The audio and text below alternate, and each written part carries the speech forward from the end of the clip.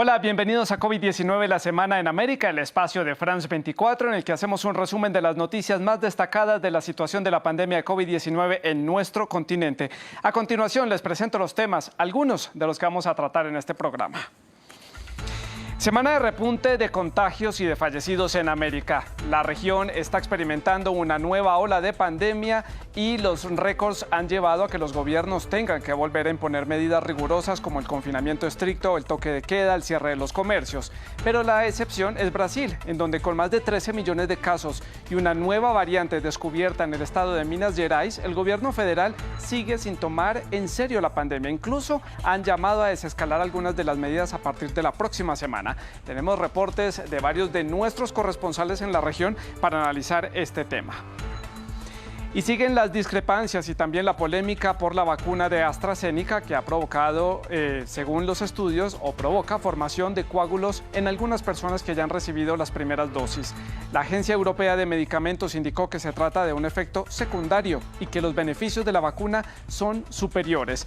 Algunos países han tomado medidas preventivas, han suspendido la inoculación de la vacuna o modificaron los rangos de las edades para suministrarla dependiendo del caso. Y un estudio recientemente publicado por la revista médica The Lancet da cuenta de la relación que existe entre las personas que ya han padecido COVID-19 y los problemas neurológicos o psicológicos, algunos de ellos 6 meses después de haber sido contagiados. ¿Cuáles son los síntomas? ¿Qué se debe hacer al respecto? Lo veremos en unos minutos aquí en el programa. Pues como les decía, estamos en pico de contagio en la región, sobre todo en América del Sur la situación está muy difícil y vale la pena comenzar entonces con las cifras para el cierre de esta semana. Esto según el conteo de la Universidad Johns Hopkins, hay más de 134.200.000 personas contagiadas en el mundo entero. Han muerto 2.9 millones de personas, mientras que 76 millones de personas han padecido COVID-19 y se han recuperado. Al cierre de esta semana han sido inoculadas ya 410 millones de dosis de alguna de las vacunas que está disponible en el mercado. Brasil sigue siendo el caso más complicado por la alta tasa de contagio. Según las cifras de este país, en Brasil hay 13.200.000 casos confirmados para el cierre de esta semana. Unas 345.000 personas han fallecido y 11 millones de brasileños se han recuperado. 19.39 millones de dosis ya han sido inoculadas en ese país suramericano. El Senado de Brasil investigará a partir de la próxima semana, de la semana que viene, al presidente Jair Bolsonaro por la omisión de su gobierno en la gestión de la pandemia. El mandatario, por supuesto, criticó este supuesto clima de pánico que está instalado en la sociedad brasileña por culpa del COVID-19. Veamos. Bolsonaro será investigado por su gestión de la crisis sanitaria. Así lo determinó el Tribunal Supremo de Brasil. El magistrado Luis Roberto Barroso del Tribunal Supremo Federal determinó este jueves que el Senado adopte las medidas necesarias para la instalación de la Comisión de Investigación Parlamentaria para investigar posibles omisiones del gobierno federal en la batalla contra la pandemia de COVID-19. Algunos senadores llevaban meses tratando de abrir la comisión, unos intentos frustrados por representantes aliados de Bolsonaro. Sin embargo, la semana que viene se abrirá la investigación. Bolsonaro ha sido uno de los dirigentes más escépticos con la gravedad de la pandemia de COVID-19. Desde que lo llamó una gripecita al inicio de la crisis hasta el miércoles, que volvió a rechazar imponer una cuarentena, no ha cambiado mucho. Solo recientemente moderó su tono frente a las restricciones. Busquemos un término medio, unas directrices que nos sirvan para no perder más trabajos. Mientras tanto, Brasil registró un nuevo máximo histórico de fallecidos. 4.249 víctimas mortales en una sola jornada. El país había superado la barrera de las 4.000 muertes por primera vez en toda la pandemia el martes pasado. Los hospitales empiezan a ver cómo escasea el oxígeno y los medicamentos. 3/4 de los hospitales privados solo tienen suministros para una semana más. Y los cementerios también están desbordados. Solo en Sao Paulo, la mayor ciudad del país, ya se cavan 600 tumbas diarias. Día tras día, Brasil estuvo presentando récords de contagio y de fallecidos a lo largo de toda esta semana. Ya lo vemos, la situación allí es muy complicada y es causa de preocupación para la comunidad internacional. Valeria Zacone, la corresponsal de France 24, está ahora en la ciudad de São Paulo, precisamente en una asignación de trabajo. Ella habitualmente está en Río de Janeiro, pero nos da más detalles de la situación general de Brasil en el siguiente reporte. Brasil cierra otra semana de récord en que en 2 días superó los 4.000 muertos diarios y en tan solo 5 días acumula más de 17.000 muertos. Y lo peor, que la perspectiva no es buena. Los epidemiólogos temen que se puedan superar los 5.000 muertos diarios. En este momento me encuentro en el cementerio de Vila Formosa, en la ciudad de São Paulo. Es el cementerio más grande de América Latina y de Brasil, y el Ayuntamiento de São Paulo ha tenido que habilitar entierros nocturnos ante el aumento espectacular de fallecimientos diarios. Un funcionario nos contaba fuera de cámara que ha habido noches en que han enterrado a más de 100 personas. La situación está tensa también a nivel político. Esta semana un juez de la Corte Suprema ha instado al Senado a que cree una comisión parlamentaria de investigación de la pandemia para apurar la responsabilidad del gobierno de Jair Bolsonaro en la conducción de la pandemia, es decir, para decidir y apurar si él se omitió en una gestión que podría haber reducido el número de muertes. La reacción de Jair Bolsonaro ha sido muy contundente. Ha sugerido hacer un impeachment de este ministro del Supremo y de momento no está clara cuándo va a empezar esta comisión, que podría acabar, no se sabe en qué escenario, posiblemente también en un impeachment. Valeria Zacone informándonos desde la ciudad, desde el estado de São Paulo, en Brasil. Y en medio de prácticamente una apertura total y después de haber recuperado una buena parte de la vida social, Colombia se vio forzada a regresar al confinamiento riguroso, particularmente en las grandes ciudades. Las cifras registradas esta semana superaron los números de hace 2 meses. El país contabiliza ya 2.4 millones de casos confirmados, han fallecido 65.000 personas, han logrado recuperarse 2.3 millones de personas en ese país, mientras que 2.1 millones de dosis han sido inoculadas en un plan de vacunación criticado por su desorganización y por ser poco equitativo.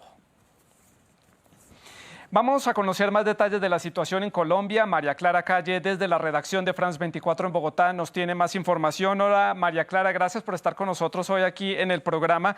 Y Colombia presentó cifras de aumento considerables a lo largo de esta semana, cifras de contagio particulares en algunas regiones puntuales. ¿Cuál es la situación allí? Hola, Santiago. Realmente la situación en algunas partes de Colombia es bastante crítica en este momento. El Ministerio de Salud dijo que en esta tercera ola, el aumento de los contagios comenzó precisamente en la costa atlántica, donde está el departamento del Atlántico al que usted se refiere. Pero la peor crisis está ocurriendo en Antioquia, porque en ese departamento cerca de 13 hospitales ya se declararon en emergencia. En palabras más simples, eso significa que hay tantos pacientes que ya sus servicios de hospitalización, cuidados intensivos y de urgencias están desbordados.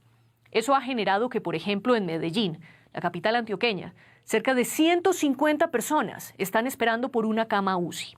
Y en esa ciudad la ocupación hospitalaria está al rojo, superando el 98%, la peor cifra de las ciudades capitales de Colombia. Incluso uno de los hospitales envió al personal que trabajaba en consulta externa o en los quirófanos a urgencias y a hospitalización, porque los profesionales de la salud ya no dan abasto. María Clara, y con este panorama tan difícil que usted nos está describiendo, ¿qué medidas ha adoptado el gobierno del presidente Duque?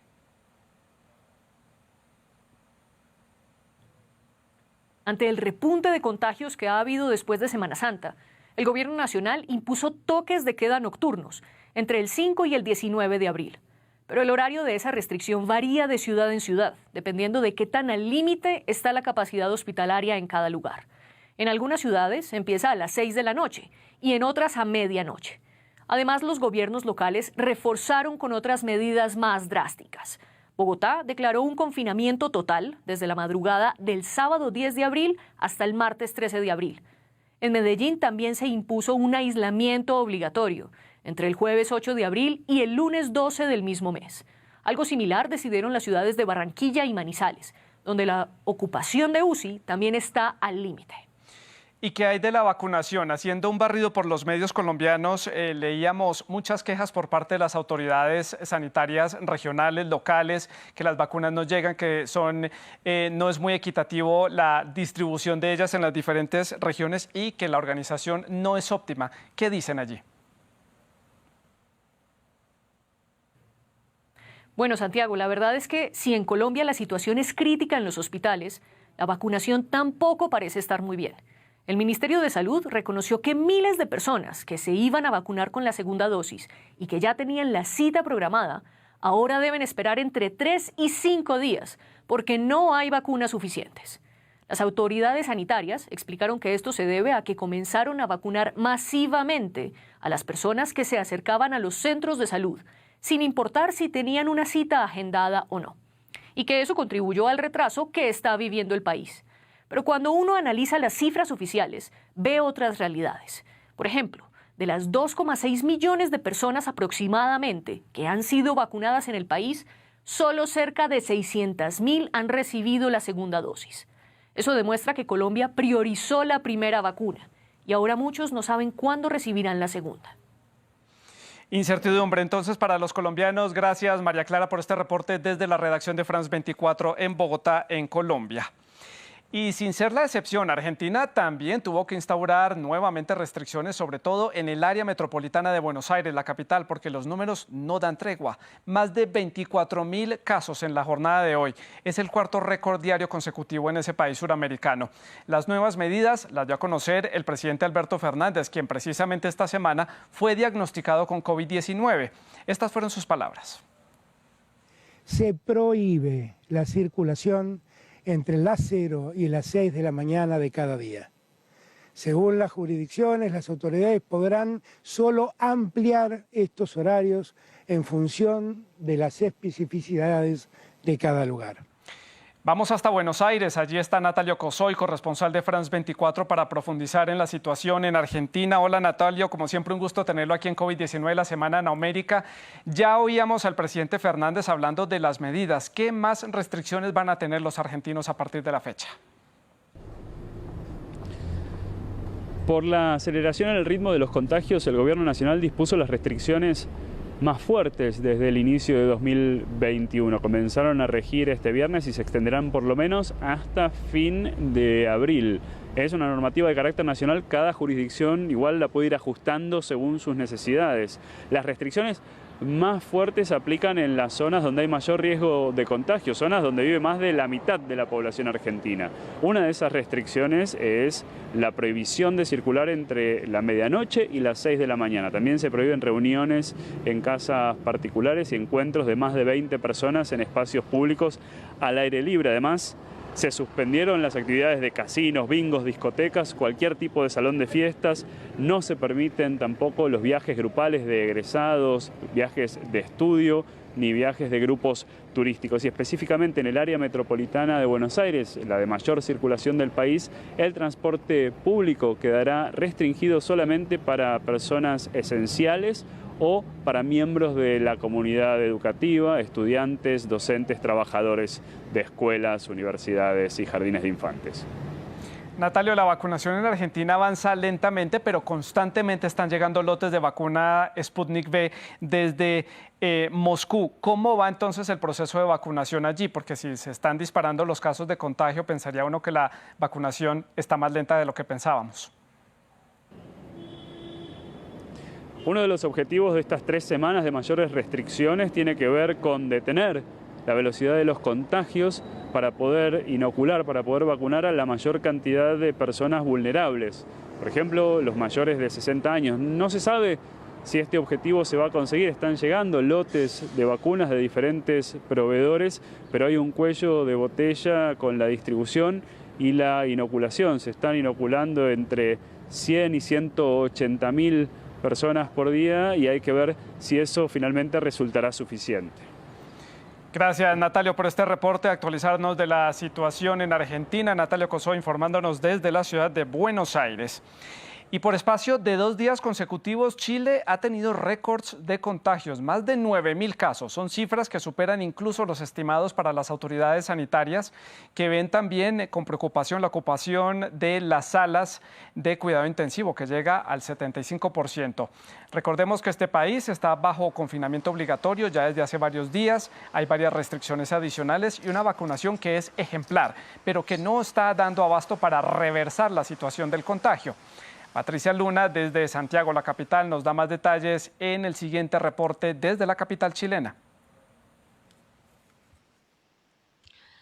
Hola Santi, cifras preocupantes las que se informaron en Chile este viernes, 9.171 nuevos contagios, un récord histórico que supera incluso las peores previsiones del gobierno y también las cifras más altas registradas en la primera ola en la que no se alcanzaron los 7.000 contagiados a diario. El ministro de Salud, Enrique París, hace un punto de empresa excepcional para llamar al país a la unidad y también recordar a los chilenos la necesidad de cuidarse y de cuidar a los demás en este momento crítico que atravesamos, mientras que el Colegio Médico señala que estas cifras ponen en jaque a un sistema hospitalario que se encuentra prácticamente colapsado ya en un 100% y muestra su preocupación por lo que pueda ocurrir cuando estos altos números de contagios se traduzcan en un 15% de ingresos hospitalarios y un 3% en las unidades de cuidados intensivos. Además, desde el Colegio Médico se llama a extremar las cuarentenas, a conceder más ayudas sociales para que la gente no tenga que salir a la calle, esto cuando 16 de los 19 millones de chilenos ya están bajo cuarentena absoluta, pero se sigue viendo bastante movilidad en las calles. Y también llaman a mejorar la trazabilidad, el talón de Aquiles del sistema sanitario chileno en la lucha contra la pandemia. Patricia Luna, desde la capital chilena, ya lo ven ustedes, la situación es delicada, por lo menos en estos 4 países que hemos analizado a lo largo del programa. Seguimos con más cifras ante este repunte de contagios, porque vale la pena dar un vistazo también a la vacunación, que no avanza a la velocidad que los países necesitan. Ya lo estamos viendo en Argentina y en Chile. También muchas de las farmacéuticas han tenido problemas para cumplir con sus entregas, no solamente en América Latina, en Europa también ya vimos complicaciones. En Estados Unidos es el país que están liderando la vacunación, tanto en el continente como a nivel mundial. 112 millones de dosis ya han sido inoculadas. México ya superó los 8.9 millones de dosis. Costa Rica llega a las 291.398 dosis inoculadas. Vámonos a América del Sur. Chile lleva más de 7 millones de dosis inoculadas. Uruguay ya llega a las 798.000 dosis inoculadas. Este fue uno de los últimos países que comenzó a vacunar, y Venezuela ronda ya las 98.000 dosis aplicadas en este país suramericano.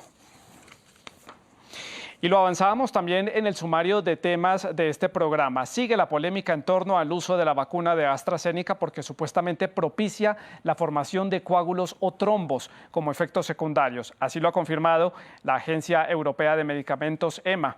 Precisamente esta agencia también reconoció que si bien hay una conexión con 169 casos reportados que desarrollaron coágulos, los gobiernos han tenido que tomar medidas desde suspender el uso hasta restringirla dependiendo de la edad de los pacientes. Veamos. Aunque en casos muy aislados, los trombos podrían ser un efecto secundario producido por la vacuna de AstraZeneca. Así lo determinó la Agencia Europea del Medicamento. Sin embargo, esta sigue resaltando que los efectos positivos de este fármaco son mayores a las amenazas que presenta. Son efectos secundarios raros, muy raros. El riesgo de mortalidad ligado al COVID-19 es considerablemente más importante que el ligado a los efectos secundarios. Es importante difundir el mensaje de que las vacunas ayudarán en la lucha contra el COVID y que debemos continuar utilizándolas. Hasta el momento, la Agencia de Medicamentos ha examinado 86 casos de trombosis atípicas, de las cuales 18 mortales, surgidas en un total de 25 millones de ciudadanos vacunados con este fármaco en la Unión Europea y el Reino Unido. El regulador británico de medicamentos también resaltó los beneficios de la vacuna. Sin embargo, aconsejó no aplicarla a menores de 30 años. El equilibrio de beneficios y riesgos es muy favorable para las personas mayores, pero es ligeramente menos favorable para los jóvenes. Aconsejamos tener en cuenta esta evolución de los datos para decidir la manera en la que la vacuna será utilizada. Otros países europeos como Bélgica, Países Bajos o Italia han anunciado que destinarán el uso de esta vacuna a personas mayores de 60 años. Por su parte, la farmacéutica sueco-británica asegura estar trabajando en entender la causa de los casos de trombos y las muertes relacionadas a las campañas de vacunación. Y miren ustedes, Haití es uno de los 4 países del mundo que no ha comenzado a vacunar contra el COVID-19 porque no ha podido adquirir o recibir algún lote de algún tipo de vacuna. A pesar de este panorama, el gobierno en Puerto Príncipe declinó las vacunas del laboratorio AstraZeneca que le ofreció la Organización Mundial de la Salud a través del mecanismo de solidaridad COVAX. Ya sabemos los efectos secundarios que puede tener esa vacuna. El organismo le advirtió a Haití que los plazos comienzan a acabarse. Sin rastro de la vacuna contra el COVID-19 en Haití. Un año después del inicio de la pandemia, la nación de más de 11 millones de habitantes no ha recibido ni una sola inyección. Las 756.000 dosis de AstraZeneca asignadas a través del mecanismo de Naciones Unidas, COVAX, y cuya entrega está prevista para antes de mayo, podrían retrasarse puesto que las autoridades no realizaron correctamente los procedimientos. Conozco mucha gente que pregunta cuándo estarán disponibles las vacunas porque necesitan vacunarse, lo que significa que hay gente que quiere vacunarse y hay gente que está obligada a vacunarse por su medio de vida o su profesión.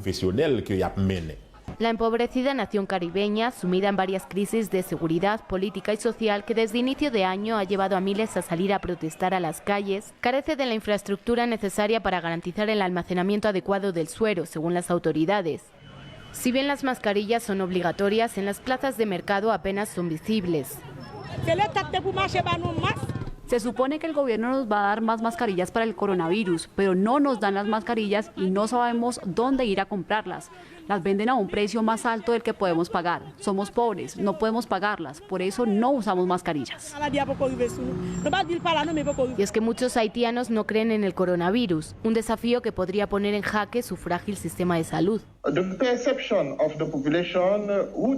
La percepción de la población que no cree en la existencia del COVID-19, la reticencia de una gran parte de la población a ir a hacerse las pruebas, incluso cuando tienen algunos síntomas que parecen de gripe, mucha de la gente podría pensar que el COVID no existe. Esa es una de las grandes luchas, la gran negación de la existencia de la enfermedad. La inestabilidad hace que muchos se pregunten cómo se van a administrar las vacunas en una nación donde la población se preocupa más por la violencia y la pobreza que por el virus. Ecuador celebra la segunda vuelta de las elecciones presidenciales, un momento político muy importante que presenta retos debido a la pandemia en pleno rebrote. Vamos a conversar entonces con Gustavo Ortega en Quito para conocer cómo están preparando allí estos comicios. Gustavo, gracias por acompañarnos hoy en COVID-19, la Semana en América, y ante el repunte de los casos y también con las elecciones a la vuelta de la esquina, ¿qué medidas han tomado allí las autoridades para que los comicios se desarrollen normalmente? Bueno, Ecuador llega a la segunda vuelta electoral para elegir al 12º inquilino del Palacio de Gobierno desde la vuelta a la democracia en este país. En medio de restricciones sanitarias a causa de la pandemia, a pesar de que concluye el estado de excepción este 9 de abril, no concluyen las medidas de protección sanitaria y restricciones para ejercer el voto este domingo. Es por ello que los ecuatorianos deberán cumplir con nuevas reglas en medio de la saturación hospitalaria, que algunos hospitales inclusive atienden a 145% con pacientes en el suelo.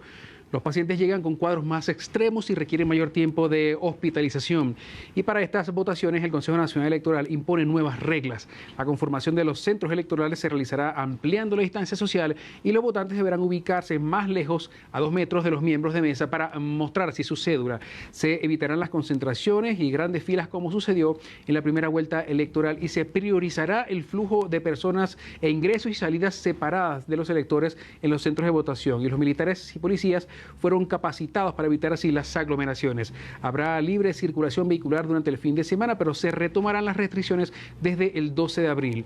Paralelamente, algunas autoridades municipales buscan que se extienda el estado de excepción durante 15 días más luego de las elecciones. Inclusive se deberá aportar su propio bolígrafo y ya no se exhorta a votar por el terminal de cédula, sino a votar de manera fluida para evitar las concentraciones. Gustavo, y hubo remesón político allá en Ecuador porque llegó un nuevo ministro de Salud. El presidente lo nombró. ¿De quién se trata? ¿Quién asume esta cartera en pleno rebrote de COVID-19 con las elecciones a la vuelta de la esquina y el país sin dar síntomas de mejorar en cuanto a la pandemia? Bueno, menos de 2 meses que concluye el gobierno del presidente Lenín Moreno, su administración concluye con los peores niveles de aceptación de un gobierno con más del 90% de rechazo en este país. La inestabilidad y la rotación de ministros ha sido una constante durante los 4 años de gobierno. Ante el fracaso y la inexistencia de un plan de vacunación en medio de la pandemia, solo en el caso de la salud durante esta semana ingresó el 6º ministro del ramo al gobierno de Lenín Moreno, de los cuales 5 anteriores renunciaron a su cargo a causa del mal manejo durante la aplicación de las vacunas y la pandemia. Los privilegios de la administración de las dosis, supuestas diferencias entre funcionarios, aglomeraciones de adultos mayores en las calles, listas VIP, vacunados Gold, destinados a los funcionarios de gobierno o amigos cercanos de estos, ha sido la constante en la aplicación de las vacunas en este país. Eso sin tomar en cuenta que durante la administración de Lenín Moreno pasaron 4 vicepresidentes, 7 ministros de Ambiente, 7 secretarios de Comunicación, 5 ministros de Vivienda, 5 ministros de Gobierno y 5 ministros de Transporte. Gustavo, al igual que en otros países de la región, la vacunación es la gran apuesta de las autoridades sanitarias allí. ¿Cómo está avanzando entonces la vacunación en Ecuador? Bueno, Ecuador se ubica entre los últimos 15 países de América Latina en la cantidad de dosis aplicadas por habitante. Hasta el pasado 6 de abril en el país andino se habían aplicado un poco más de 350.000 dosis, de las cuales el 68% corresponde a primeras dosis. Eso se traduce en 2 dosis por cada 100 personas y lo ubica en el puesto 36 de 49 países del continente americano, según datos de la Organización Panamericana de la Salud. Desde el 20 de enero de 2021 han llegado 780.000 vacunas y se han administrado el 46%, según cifras oficiales inclusive, por lo cual se mantiene una velocidad de vacunación muy baja en el país y se hace casi inalcanzable tener una vacuna. Pero el gobierno no ha logrado crear un plan de vacunación efectivo ni un manejo de la pandemia adecuado, al que se agrega el incremento de los casos muy acelerado que genera una desconfianza en los ciudadanos. Gustavo, pues importante el caso de Ecuador por las elecciones para este fin de semana. Gracias por este reporte desde la ciudad de Quito.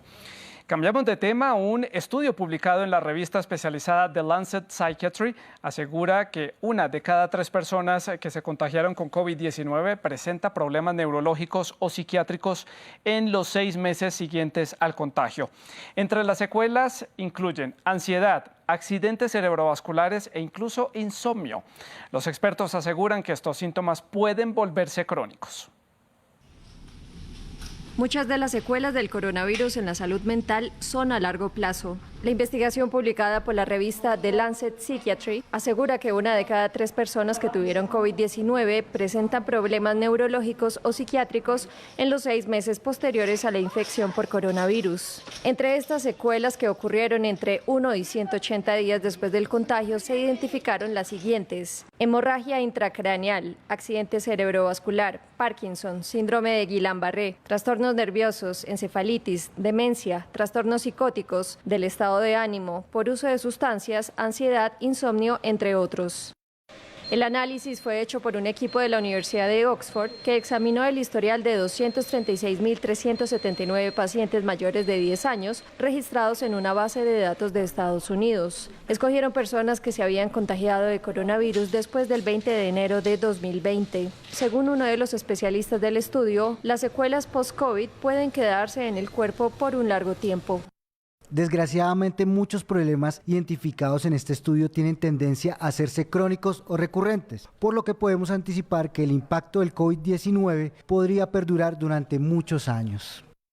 Pero los investigadores subrayan que la incidencia de trastornos psiquiátricos y neurológicos en pacientes de COVID-19 no se debe necesariamente a la acción directa del virus en el cerebro, sino que puede derivarse de los efectos personales y sociales de padecer la enfermedad o del impacto de sus síntomas. Nos vamos ahora hasta Estados Unidos. El presidente Joe Biden hizo importantes anuncios para agilizar el plan de vacunación. Allí también hay un repunte en cuanto a las cifras, pero ahora la mirada está enfocada en millones de dosis que han comenzado a sobrar porque muchos ciudadanos no quieren vacunarse. ¿Qué hacer con estas dosis? Se lo vamos a consultar entonces a Mamen Sala, nuestra corresponsal en la ciudad de Nueva York. Mamen, comencemos primero por los anuncios que hizo el presidente Biden. Ahora todos los adultos se pueden vacunar. ¿Qué más ha dicho el mandatario? Sí, aquí en Estados Unidos el ritmo de vacunación es cada vez mejor. Para que os hagáis una idea, se están administrando una media de 3 millones de dosis diarias. Hay ya más de 112 millones de vacunas puestas en una población, la estadounidense, en la que casi un 20% está completamente inmunizado y más de un 33% ha recibido al menos una de las dosis. Las cifras son muy positivas y el presidente Joe Biden se une a este positivismo y adelanta la fecha en la que cualquier estadounidense adulto podrá acceder a una vacuna al 19 de abril, es decir, 2 semanas antes de la fecha que se había previsto. Eso ya está ocurriendo en algunos estados, como por ejemplo aquí en Nueva York, donde desde esta misma semana cualquier persona mayor de 16 años puede vacunarse. Eso sí, los jóvenes que tengan 16 o 17 años solo podrán hacerlo con la vacuna de Pfizer, que es de momento la única que se ha autorizado para estas edades. Mamen, hay buen ritmo en cuanto a la vacunación, pero también los contagios y las víctimas mortales siguen aumentando en toda la Unión Americana. También hay una nueva variante que fue descubierta en una región del medio oeste de la Unión Americana. ¿Qué dicen los conocedores? ¿Qué dicen los científicos allí en Estados Unidos? Sí, la cifra de nuevos contagios todavía está lejos de esos terribles picos que vimos hace unos meses, pero desgraciadamente todavía no está controlada. Hay un promedio de 65.000 nuevos casos diarios en todo el país y los contagios están aumentando en el medio oeste de Estados Unidos, algo que preocupa mucho a los expertos, sobre todo porque, para que os hagáis una idea, son 5 estados en este país los que concentran el 43% de los nuevos casos de COVID-19. Son Nueva York, Nueva Jersey, Pensilvania, Michigan y Florida. Aquí es donde se concentra el 22% de la población y donde se está recogiendo la mayoría de esos nuevos casos. Preocupa mucho también a los expertos las nuevas variantes del virus, sobre todo la procedente de Reino Unido, que ya es la predominante en este país, está completamente extendida por los 50 estados. Preocupa porque es mucho más contagiosa y además dicen los expertos que si no conseguimos controlarla podríamos encontrarnos ante una nueva ola de contagios como la que está experimentando, por ejemplo, Europa. Mamen, me llama mucho la atención que Estados Unidos, bueno, ya sabemos, produce vacunas, ha comprado lotes inmensos de cantidades de dosis para inocular a sus habitantes, pero muchos de ellos no se quieren vacunar, otros simplemente no han podido acceder a las vacunas por diferentes motivos y están sobrando las dosis, están sobrando las vacunas. ¿Qué van a hacer con ellas? Sí, Estados Unidos fue rápido a la hora de negociar y adquirir vacunas para su población. Desde el principio dijo que antes del verano Estados Unidos recibiría 400 millones de vacunas en una población de solo 390 millones y donde se espera vacunar a cerca de 300 millones. Entonces la pregunta ahora es, ¿qué va a pasar con estas vacunas que no se administren? ¿Se van a devolver a los fabricantes? ¿Se van a conservar? ¿Se van a repartir a otros países que sí que las necesiten? De momento desde el gobierno son muy cautos porque todavía falta mucha información. Aseguran que todavía no sabemos si después de que una persona haya sido completamente inmunizada va a necesitar otra dosis o si en algún momento, por ejemplo, se van a poder vacunar los niños a los que ahora no se está contemplando en esta primera campaña de vacunación. Entonces de momento prefieren actuar con cautela. Lo que sí sabemos es que se van a enviar cerca de 4.000 dosis a México y a Canadá, pero de momento no se ha dado ninguna respuesta pública al resto de países que están solicitando vacunas a Estados Unidos en caso de que sea posible distribuir las que les sobren. Mamen, pues ya veremos a dónde van a parar estas dosis de vacunas que tiene Estados Unidos. Gracias por este reporte desde la ciudad de Nueva York. Es todo por el momento aquí en COVID-19, la semana en América. Nos volvemos a encontrar la próxima semana. Por favor, sigan cuidándose del coronavirus. Seguimos en emergencia en toda la región de América Latina. Siga con nuestra programación.